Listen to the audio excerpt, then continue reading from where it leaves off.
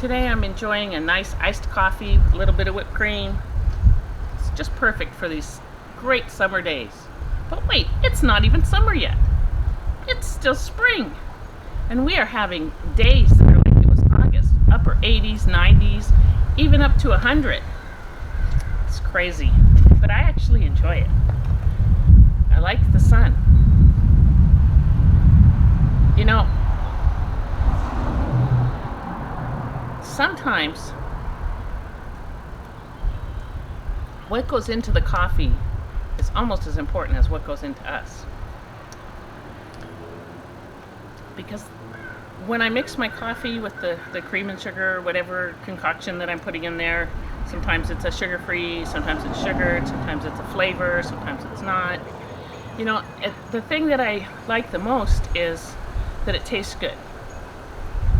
And that reminds me of the day that I had yesterday hanging out with my friend Jackie. We went to, we were going to go to a beach, but we decided to go down by a marina instead. And we sat down on a bench there and we visited for a while, and the wind was blowing so hard that it was so nice and cool. And even out on the water, there were white caps. It was that choppy out there. But it was beautiful. And while I sat there, I listened to the stories of her life. And it made me think about the study that I'm doing with my life group in A Walk in the Word, Genesis, where we learned that Abraham was given sort of an insight from God to what was going to happen in his life, or beyond his life, for his descendants. And even as far as Moses, it tells about it in Genesis. And that's not where Moses' story is, mind you. That's just where God talked about what would happen to his descendants. And we were talking about that in our life group, and we thought that was kind of amazing that he knew all these things. And of course he had to have passed them on. Kind of in the same way that the people in the New Testament, they refer back to Moses and Jacob and Isaac and all of those people who walked in faith. And I like how the writers will refer to that and tell part of their story. They don't tell the whole story. We have to go back and read the whole story, which is pretty fun.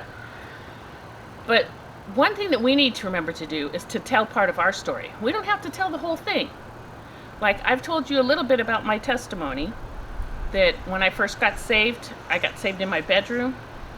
And I used to read my Bible for an hour a day and 2 hours on Sunday because I thought that's what a Christian was supposed to do. Well, I haven't told you the whole story. It's a pretty long one. One time I was asked to share my testimony for about 15 minutes. I thought I could do it. And then 2 hours later, they stopped me. Yeah, that was a lot of fun. And so much more has happened in my life since then. I kind of think that's why God's got me as a writer. Because I have lots of papers to write.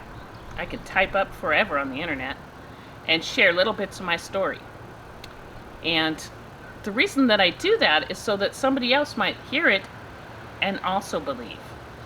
Now, my friend Jackie was telling me stories of her life that showed me her walk with Christ was really strong. She went through a lot of faith-building things, but she also learned a lot about God.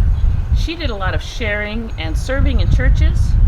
And I mean, she's 90 years old. That's a lot of years to be serving. She's been leading a Bible study as well.